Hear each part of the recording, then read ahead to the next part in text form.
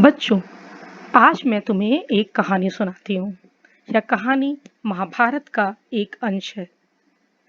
यह पांडुपुत्र पांडव एवं धृतराष्ट्र पुत्र कौरवों के बीच हुए युद्ध से संबंधित है।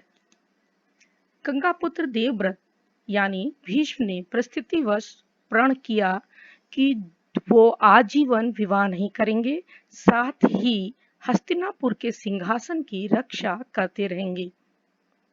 युद्ध क्रीड़ा में पांचों पांडव कौरवों से हार गए। कौरवों ने अपने भाइयों को सुई की नोक के बराबर भी भूमि देने से इनकार कर दिया।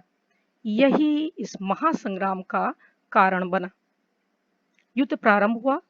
कौरवों के ज्येष्ठ पुत्र दुर्योधन के साथ उसकी अपनी सेना, श्री कृष्ण की चतुरंगी सेना, भीष्म, अनेक धनुर्धर, कर्ण, राज्य के अनेक वीर योद्धा एवं विज्ञजन थे। किंतु यह युद्ध अनीति, अधर्म व दुराचार पर आधारित था।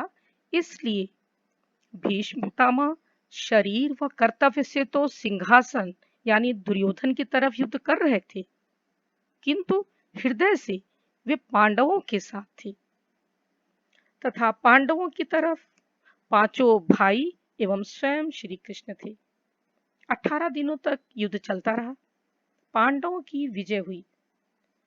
अर्जुन ने सरसैया बना दी, जिस पर भीष्म पितामह लेटे रहे।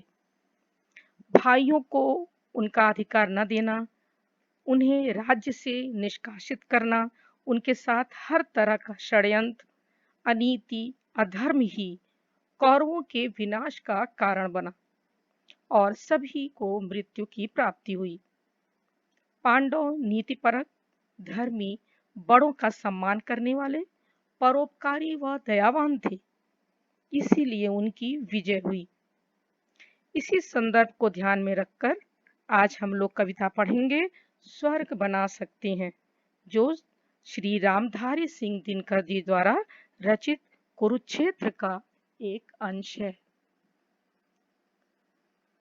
इस दृश्य में कुरुक्षेत्र में सरसैया पर भीष्म लेटे हुए हैं और युधिष्ठिर श्री कृष्ण अपने भाइयों समेत भीष्म पितामह के पास जाते हैं और प्रणाम कर आशीर्वाद प्राप्त करते हैं।